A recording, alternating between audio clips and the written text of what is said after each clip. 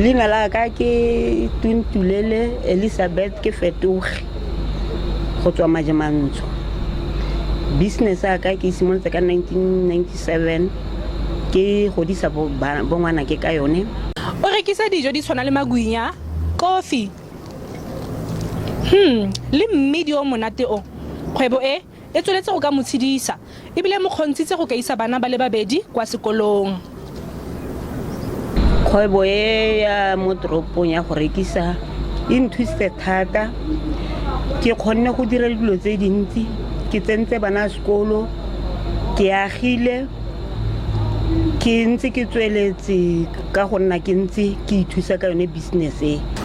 Bagwebi ba bangwe thata jang bao ba rekisang merogo ba kopile go engwa nokeng ba kaya fa bareki ba tsweletse go ka reka fela kwa mabenkeleng a magolo.